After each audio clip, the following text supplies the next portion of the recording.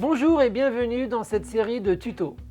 Je suis le docteur Audrey Dejonge et j'ai l'honneur de travailler dans le service du professeur Samir Jaber, tous les deux au CHU de Montpellier. Les objectifs de ce tuto sont de répondre aux questions les plus fréquemment posées par les utilisateurs de respirateurs de réanimation en vous donnant donc des questions courtes et des réponses courtes.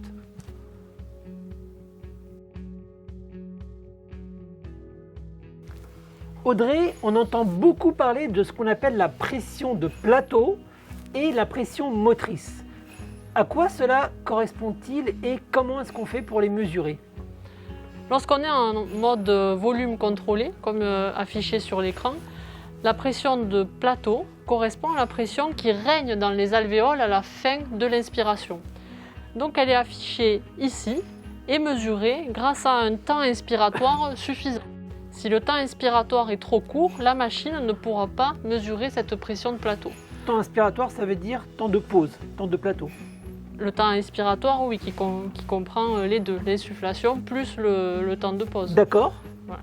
Et donc là, par exemple, on voit que le temps inspiratoire est suffisant pour mesurer la pression de plateau à 33, mais cette mesure est parfois légèrement imprécise. Donc, pour la mesurer de façon rigoureuse, il faut faire une pause inspiratoire. Lorsqu'on a fait une pause inspiratoire suffisamment longue, on peut geler les courbes, comme ici. Lorsqu'on a gelé les courbes, on déplace le curseur et on regarde ici, comme vous montre Samir, la pression de plateau qui est là exactement à 31,7, donc assez proche de la pression qui nous était donnée par le ventilateur. De manière automatique en fait. C'est ça, de manière automatique exactement. On parle aussi beaucoup de pression motrice. Oui. La pression motrice, c'est très simple, c'est la pression de plateau moins la pression expiratoire positive.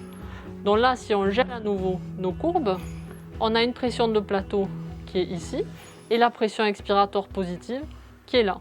Donc ici, 32 moins la PEP qui est à 5, ce qui nous fait 32, 33, ce qui nous fait 27 ou 28, c'est bien ça, de pression motrice. C'est une valeur beaucoup trop élevée, puisqu'on dit généralement que cette pression motrice, cette différence entre la pression de plateau et la PEP, doit être maintenue inférieure à 14 cm d'eau et de façon générale la plus basse possible. Très bien, donc on retient une pression de plateau à ne jamais dépasser de 30 cm d'eau maximum, oui. Sinon c'est pas bon pour les poumons, et une pression motrice idéalement chaque fois que l'on peut régler la PEP pour qu'elle reste inférieure à 14 cm d'eau. Tout à fait. Merci. Merci.